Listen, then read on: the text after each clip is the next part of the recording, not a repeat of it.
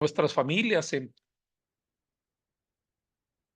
este momento, algunas de nuestras familias están enfrentando alguna crisis como una condición de enfermedad, alguna situación financiera o desempleo, están enfrentando quizá alguna condición de un familiar que tiene problemas legales. ¿Están ustedes bajo situaciones graves de estrés por decisiones que deben hacer? ¿Están sintiéndose algunos quizá en soledad?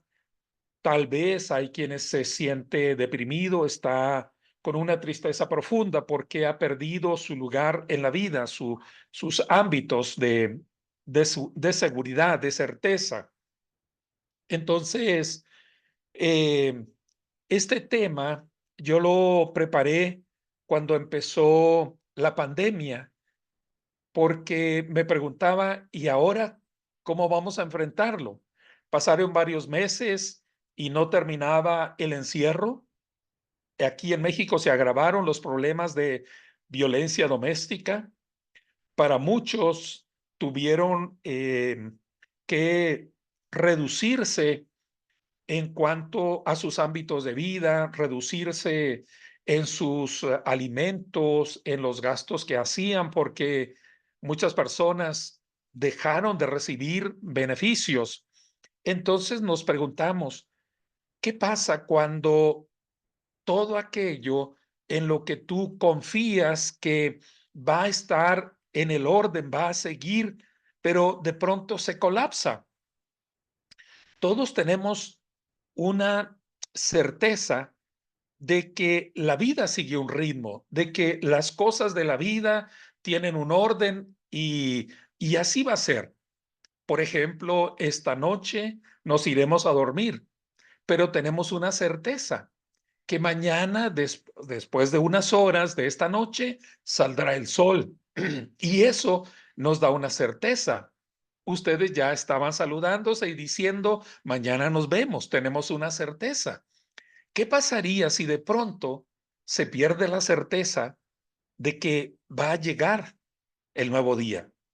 ¿Qué pasa si de pronto dices, ¿y si no amanece? ¿Y si no llega el nuevo día? ¿O qué pasa si estás esperando que un cataclismo ocurra?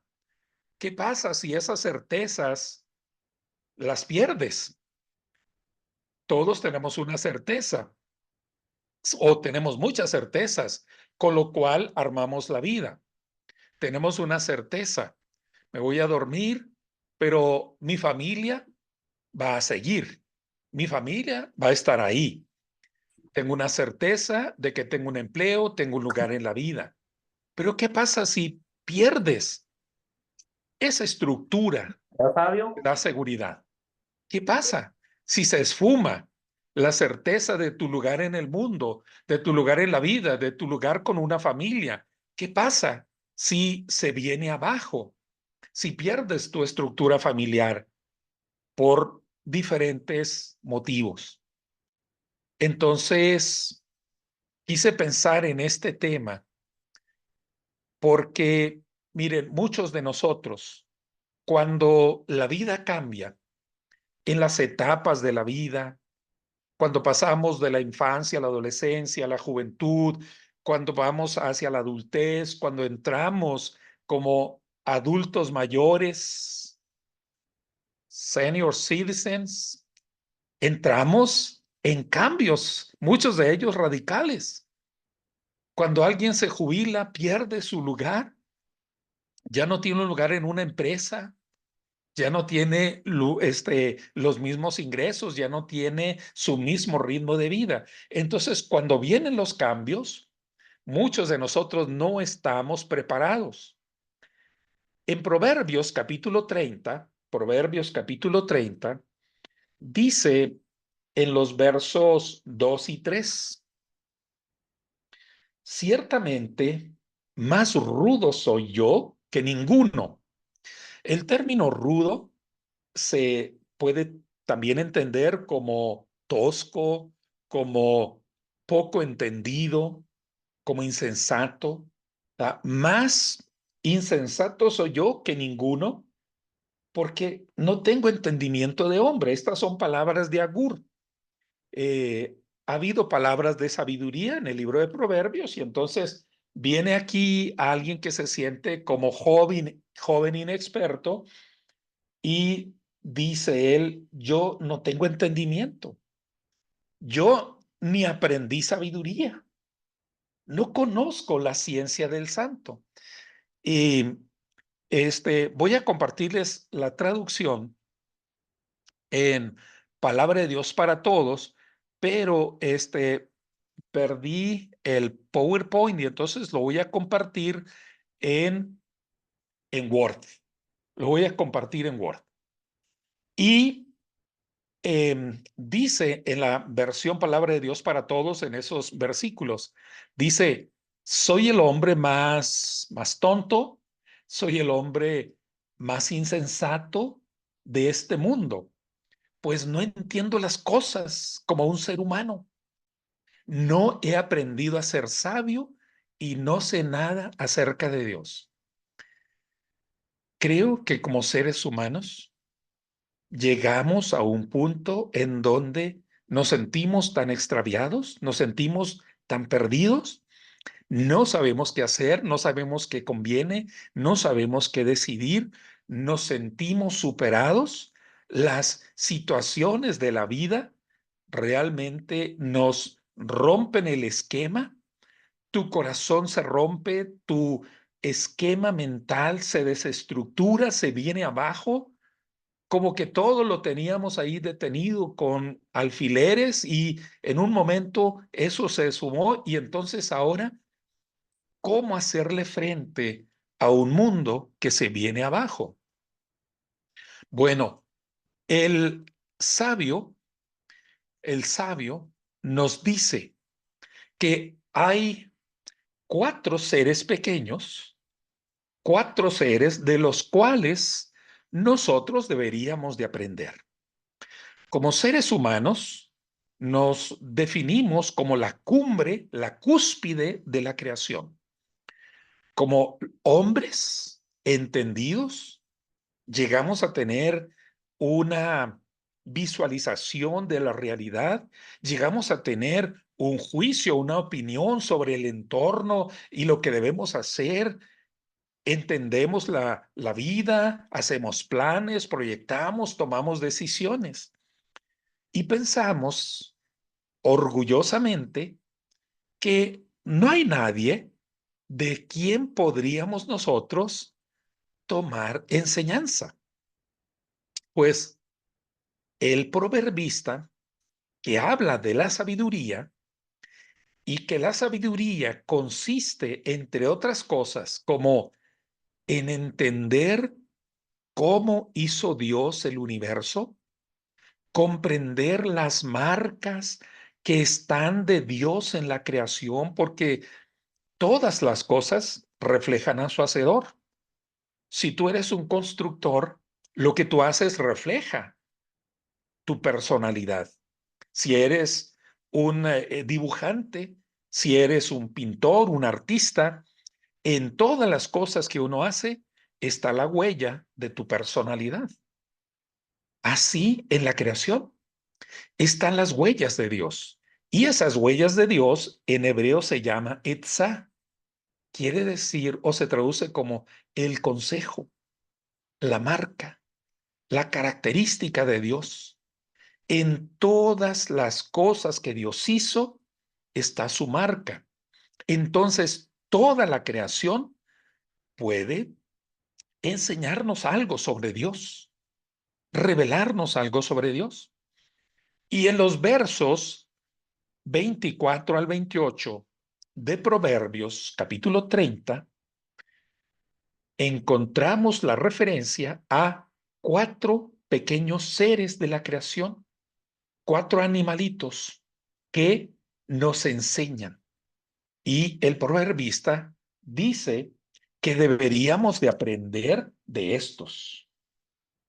Dice el verso 24, hay cuatro cosas en la tierra, muy pequeñas, pero muy sabias, muy sabias. Muy sabias, ¿por qué? Porque son criaturas de Dios, criaturas en quienes Dios puso una forma de ser y esa forma de ser les ha permitido subsistir hasta el día de hoy a lo largo de miles de años. Han subsistido, están ahí porque han respondido a las cualidades, a las virtudes, a las condiciones que Dios puso en ellos desde la creación. Y nos menciona entonces a estos cuatro animalitos. Las hormigas, que son pequeñas y sin fuerza, pero guardan su comida todo el verano. Los damanes, en la versión Reina Valera dice los conejos. Dice los conejos, pero no se refiere a los conejos. Son damanes, son unas criaturas parecidas, pero tienen sus particularidades y que son propios de la región del sur de Israel. Los damanes, que no son poderosos, pero construyen su casa en las rocas. Las langostas, que no tienen rey, pero marchan en perfecta formación. Y las lagartijas, tan pequeñas que se agarran con la mano, pero viven en los palacios de los reyes. Cada uno de estos animalitos revelan una orientación que deberíamos de comprenderla para enfrentar los cambios de la vida. El primero de ellos hace la referencia a las hormigas y tiene que ver con la cualidad de la previsión. La previsión, que es la cualidad de saber enfrentar al futuro, de estar preparados para el futuro. Los tiempos tienen ciclos, los tiempos cambian. Decían los antiguos estoicos, no tienes que vivir en contra de la realidad. Entiende la realidad y deja que fluya sus momentos, su naturaleza, su condición. Por lo tanto, por ejemplo, no pienses, nunca voy a envejecer, nunca. Siempre voy a estar joven, siempre voy a estar sano, siempre voy a estar fuerte. No pienses en esa manera. La realidad es lo que es. No puedes cambiar la realidad. Por vivir en una fantasía, puedes llegar a situaciones decepcionantes, frustrantes. Tú sabes que vas a llegar a un momento donde no tendrás las fuerzas, no tendrás la salud, no tendrás tampoco a las personas que ahora te rodean. Quizá te enfrentarás a la soledad, te enfrentarás a la carencia de recursos, te enfrentarás a muchas cosas. Por lo tanto, tienes que prever, tienes que administrarte sabiendo que si Dios te concede larga vida, llegará esas circunstancias, llegará ese momento. No digas, cuando llegue el puente lo voy a cruzar. No pienses de esa manera. Aprende de las hormigas, dice el escritor. Las hormigas saben que llegará el invierno. Las hormigas saben, llegará el frío, llegará el tiempo de adversidad donde no podremos salir, no podremos salir para buscar el alimento, no podremos caminar. Entonces, en el verano prevén, en el verano empiezan a recolectar lo que saben juntar, las hojas, los pedazos de aquí y de allá, ¿verdad? De alimentos de aquí y de allá, y luego empezarán a secretar para degradar los elementos que han introducido en su madriguera, en su hormiguero, y después de eso vivirán durante los meses del invierno. A muchos de nosotros nos sorprendió terriblemente la pandemia. Jamás pensamos que iba a colapsar el sistema de salud, que nos íbamos a tener que encerrar, o que si salíamos iba a tener que ser con muchos cuidados. Muchos nos tuvimos que aislar y eso significó una serie de problemas. Muchos nos endeudamos para poder subsistir porque nuestros salarios se vinieron a la mitad. Muchos nos tuvimos que recortar en las cosas que hacíamos porque no teníamos ninguna previsión, no estábamos preparados. Ahora salimos de la pandemia, somos sobrevivientes de esa tremenda experiencia y el punto es, ¿y qué aprendimos? ¿Qué cambiamos? ¿Qué está siendo diferente? El tiempo lo es todo. El tiempo lo es todo. El tiempo lo es todo en muchas cosas, en muchísimas cosas. A la hora de cocinar es muy importante tomar el tiempo de las cosas. A la hora de tomar decisiones es relevante valorar el tiempo. En las medicinas que tomamos es imprescindible que usted lo haga a tiempo. Cuando detecta un problema, es relevante atenderlo a tiempo, porque si lo deja vivir, si lo deja crecer, eso se convierte en una bola de nieve en la montaña que se le viene encima. El tiempo es importante en nuestras finanzas, el tiempo es importante en los momentos de la vida, porque debemos de valorar el tiempo. No hace mucho vi la película sobre José Hernández, una persona de origen mexicano, un mexicoamericano, que hizo un viaje al espacio. La película retrata la tenacidad, el carácter y la disposición para llegar a enfrentar un sueño, para realizar un sueño. 10 veces había enviado la solicitud, José Hernández, para ser parte del programa de la NASA y 10 veces lo rechazaron.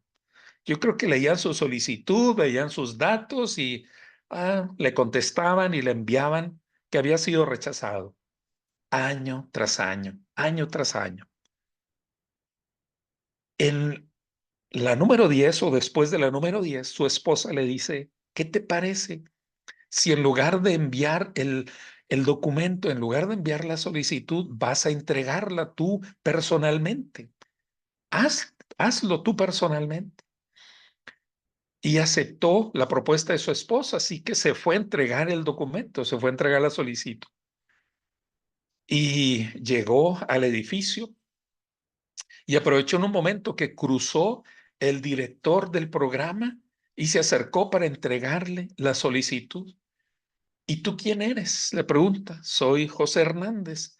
José Hernández, ya hasta lo tenían registrado. Oh, sí, dice, hemos tenido tu solicitud año tras año y año tras año te hemos rechazado. Y entonces le dice, bueno, a ver, ¿qué es diferente ahora? ¿Qué es distinto ahora? 10 años después, ¿qué es distinto? Y él le dice, en estos años he aprendido a volar. Le pidió a uno de sus conocidos que fumigaba en una avioneta en los campos de cultivo donde él se crió, que le enseñara a pilotar y aprendió a volar avionetas. He aprendido a bucear en condiciones extremas. He tomado un curso especializado de ingeniería en tal programa, en tal universidad, y he hecho tal o cual cosa. Y entonces se quedó pensando, déjame verlo. Y le contestaron, usted ha sido aceptado para el programa del espacio de la NASA. Así que a los pocos días, él estaba viajando para Houston al programa de la NASA. ¿Qué hemos aprendido después del tiempo que ha pasado? ¿Qué habilidades hemos incorporado? ¿Qué ha mejorado en nuestra manera de enfrentar la vida? Porque las circunstancias de una crisis ya pasaron. Pero ¿qué nos hace pensar de que ya no se va a presentar nada? De que no va a venir ninguna guerra, de que no vamos a tener un problema financiero. ¿Qué va o qué nos hace creer que todo va a seguir en orden? Y cuando viene el momento de colapso, otra vez vamos a estar fuera de lugar. Vamos a estar sin preparación porque no hemos adquirido la previsión que nos enseñan las hormigas. Las hormigas saben, el invierno va a venir. Y tú y yo debemos saber, el invierno de nuestras vidas va a venir. El invierno de nuestra familia va a venir. El invierno de mi condición financiera puede venir. ¿Qué estoy haciendo para enfrentar el invierno? ¿Cómo me estoy preparando? ¿Estás haciendo actitudes sabias, decisiones sabias? Porque la decisión sabia es prepárate como las hormigas lo hacen. Aprendamos de las hormigas. Es para nosotros un enorme desafío, es algo precioso que ellas nos enseñan. El tiempo es importante en tu vida espiritual también.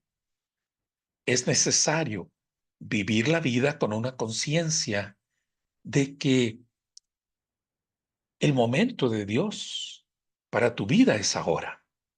Hoy es el día de salvación. Hoy es el día donde debes dejar que Dios intervenga en tu existencia. Es hoy, es hoy. La vida cambia, no permanece igual siempre. Habrá tiempos de prosperidad y tiempos de escasez, tiempos de estar acompañados y tiempos de soledad, tiempos de salud y tiempos de enfermedad. No vivamos atrapados en el pasado, ni seamos irresponsables para el futuro. Luego dice acerca de los segundos, el segundo animalito que debemos aprender, y es de los lamanes. Debemos establecer nuestra vida sobre la roca. Establezcamos nuestra vida sobre lo que permanece. Los lamanes son pequeños animalitos como los cuises, un poco parecidos a los conejos, un poco más pequeños, y tienen la característica de vivir entre las piedras. Tienen su casa en las partes altas, ¿va? No en la orilla de los arroyos, sino en las partes altas, entre las rocas. Salen a tomar el sol, pero siempre cerca de su cueva, cerca de la entrada de su cueva. Aquí, cerca de donde vivo, en Saltillo, hay un lugar en donde hay perritos de la pradera. Este animalito que es un roedor de la familia de las ratas de campo y tienen su habitación en los llanos, confiando de que pocas veces llueve en este semidesierto. Pero cuando llega a llover, los que no tienen buenos sistemas de túneles de protección se inundan y perecen porque hacen sus madrigueras en la tierra eh, floja, la tierra suave, que es fácil de escarbar. Y cuando vienen algunos depredadores como coyotes o como perros salvajes, pues fácil los persiguen en medio de sus madrigueras. Los damanes viven cerca de las rocas, entre las rocas. Y cuando viene un depredador, un águila, una zorra, un zorro, rápidamente se pueden esconder y los animales no pueden meterse en sus madrigueras porque son resistentes, son de roca, son duras, son sólidas. Han hecho su habitación en material resistente, en lo que no se mueve fácilmente. Aprovechan las hendiduras de las rocas para hacer allí sus madrigueras, defenderse, protegerse de los depredadores y de las inclemencias del tiempo. Al final, siempre tenemos que preocuparnos de dónde estamos construyendo nuestra vida. ¿Lo estamos haciendo sobre terrenos arenosos o lo estamos haciendo sobre la roca? Recordamos que en el Sermón del Monte Jesús al final plantea el dilema. Y allí está la sabiduría. Allí está el entendimiento sólido, el entendimiento verdadero. ¿Dónde construyes tu vida? ¿Sobre algo que es efímero, que es pasajero, que en cualquier instante lo puedes perder, que en cualquier instante se puede ir? ¿O lo estás construyendo sobre lo que permanece, sobre lo que nadie puede mover, sobre lo que nadie puede quitarte? La vida es breve, dice el poeta, porque la vida es breve, viviendo todo falta, muriendo todo sobra. La vida es breve. La existencia humana, dice la Escritura, es como un vapor que aparece un momento y luego se desvanece. Es el mensaje del Eclesiastés. La vida es Jabal, es un vapor. Jabal, como el nombre de Abel, que apareció un instante y se esfumó. Esto es la vida. ¿Y qué pasa cuando esta vida tan fugaz nosotros la construimos sobre arenas, sobre o en lugares que cuando viene una tormenta se lleva todo? Estamos llamados a construir sobre pilares que permanecen, pilares que van a sostener nuestra casa. ¿Como cuáles pilares? Uno, la eternidad. No tome decisiones para lo inmediato. No tome decisiones solo para salir al paso. Toma decisiones pensando en la eternidad, sus decisiones morales, sus prioridades en la vida, sus valores, la familia que construye. No piense solo en un instante, porque esto en realidad tarde o temprano se habrá de terminar. Pero piense en construir sobre el criterio de eternidad, lo que va a prevalecer: la gracia, el amor, la justicia. Segundo, no actuemos o tomemos decisiones solo basados en el momento fugaz. Más bien, lo segundo es los principios eh, de obediencia deben ser los valores que Dios espera. La obediencia a los principios de Dios, al mandamiento de Dios. Construyamos sobre la obediencia, no sobre el placer hedonista, no sobre lo que me gusta, no solo sobre eso, sino la obediencia a Dios, porque es lo que prevalece. Lo que me gusta se habrá de terminar.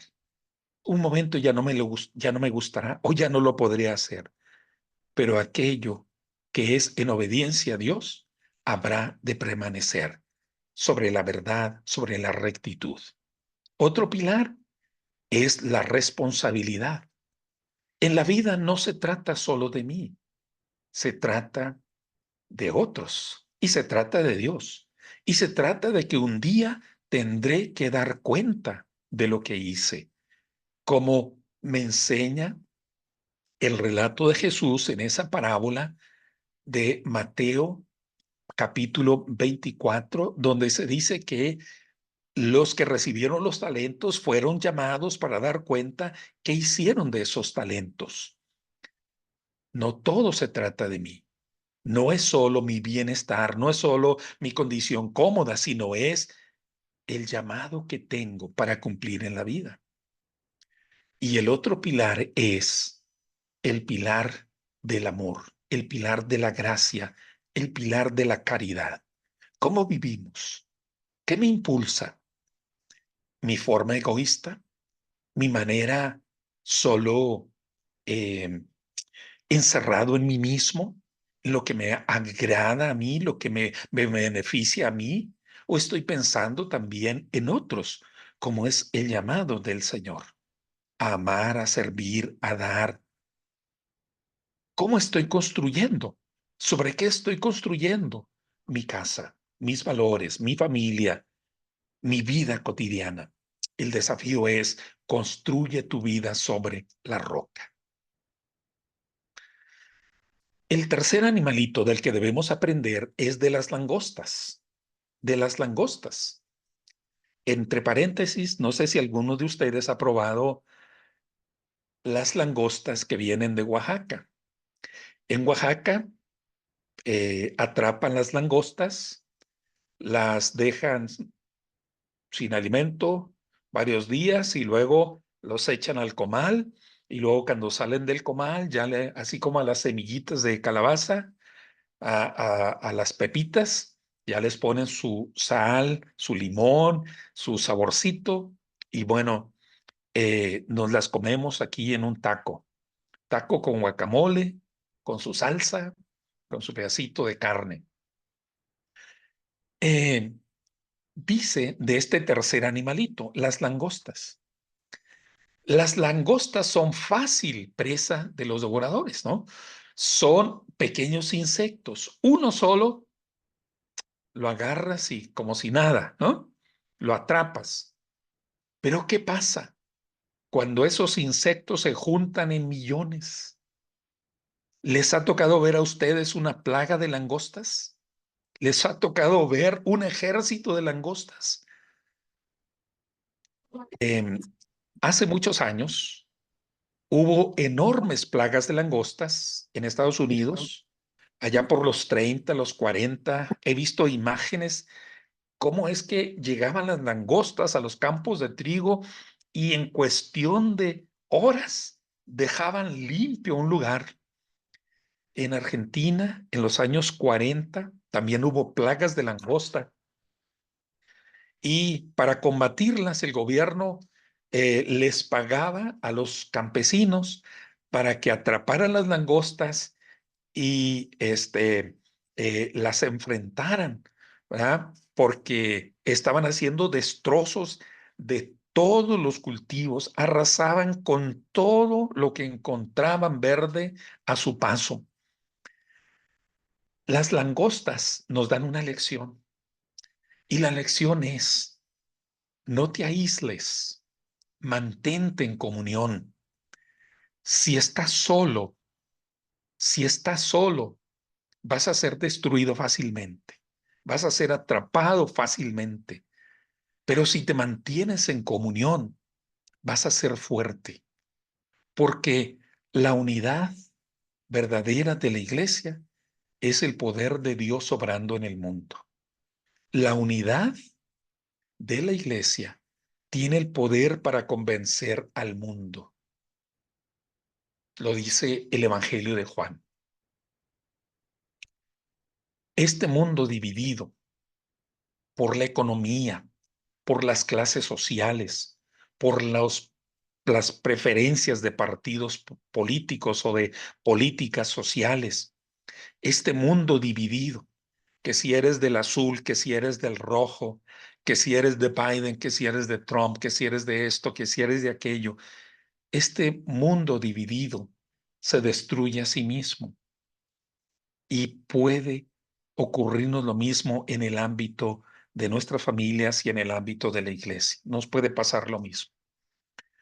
Pero la enseñanza es: mantente en comunión, mantente en comunión.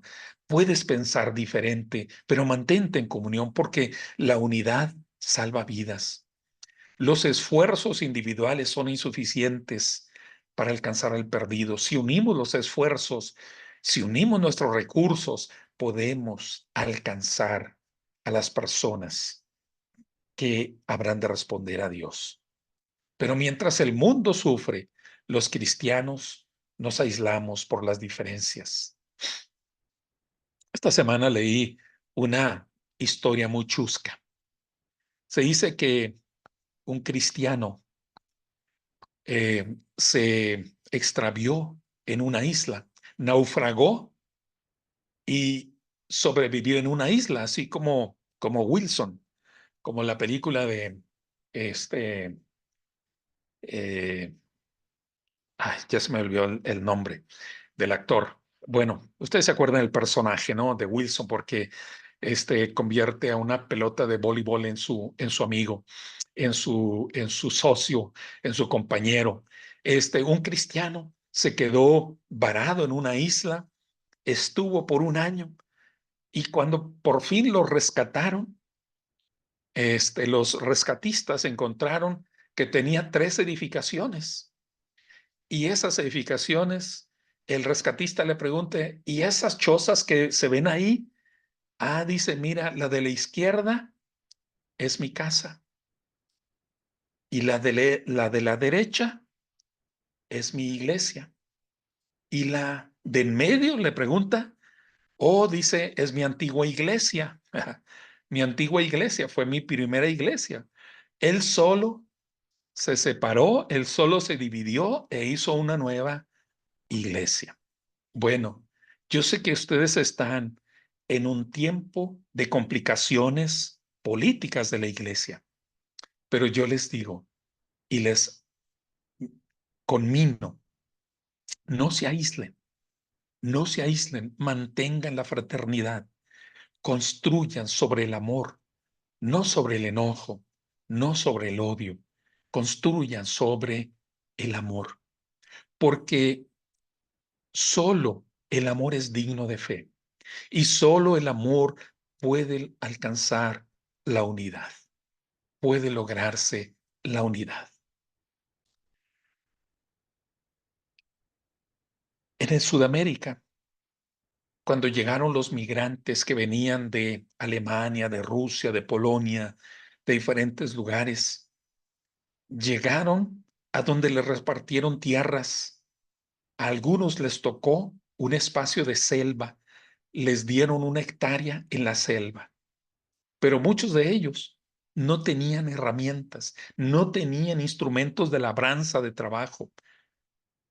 Una lección que subsiste hasta el día de hoy es que las familias trabajaron con las herramientas que tenían unas y otras. Y lo que hicieron fue, como hacen los Amish, cuando tienen que hacer un granero, cuando tienen que hacer un trabajo mayor, se juntaron y se pusieron de acuerdo. Vamos a trabajar en tu parcela esta semana, la siguiente semana en la parcela de la otra familia y la otra semana con la otra familia, y así lograron hacer su casa, hacer su campo de trabajo, subsistir, porque la unidad les dio la fuerza. Y esto lo aprendemos para la vida de la iglesia. La unidad es el poder para crecer. Los frutos no crecen separados del tallo, se mantienen, solo si se mantienen unidos pueden crecer, solo unidos pueden crecer. Y esto es algo que Filipenses nos dice: sintiendo lo mismo, teniendo el mismo amor, sin contiendas ni malaglorias, antes estimando a los demás como superiores a uno mismo. Esto es lo que hizo Cristo y es lo que nos pide que hagamos. Y finalmente, el último animalito,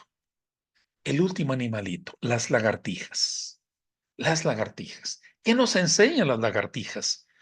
Las lagartijas nos enseñan, tú vas a ser bendecido en maneras que no te imaginas, pero aprende a agradecer. Aprende a agradecer las bendiciones que tienes. Ten el contentamiento por las bendiciones de Dios. En el verso de Proverbios dice, las lagartijas son animales pequeños que los agarras con la mano, y yo le agregaría, y además son feos,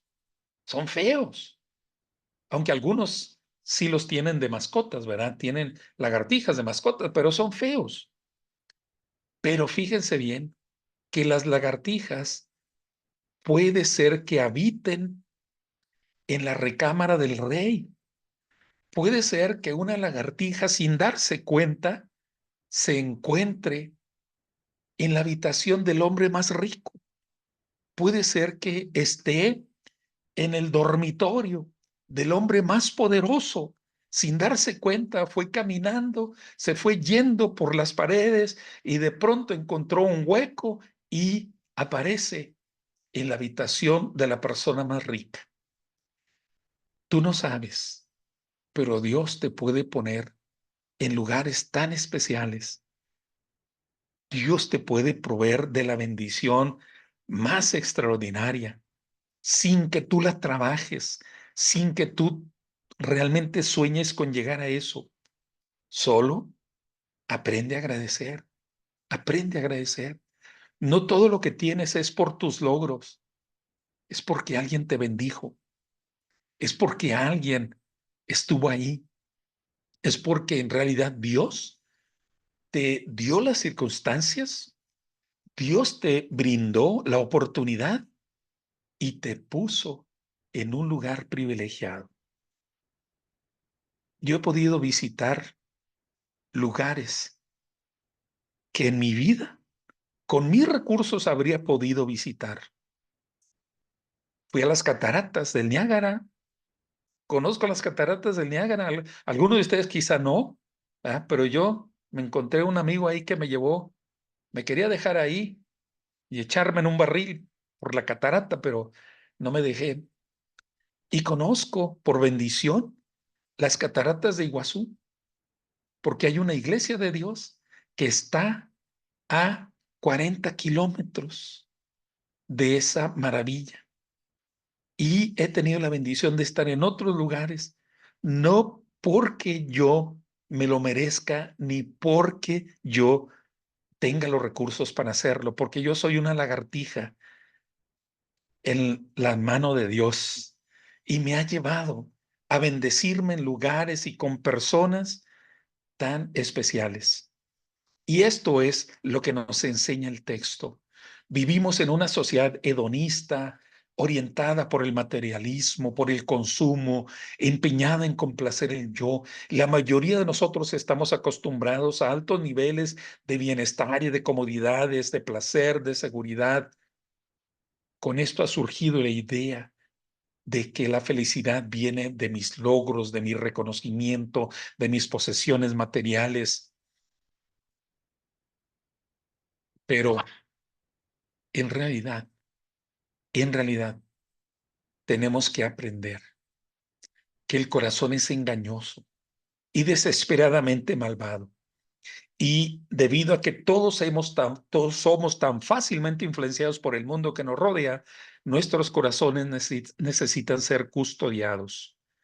Las escrituras nos enseñan que los problemas reales de la vida son espirituales, que son asuntos del corazón, del hombre interior.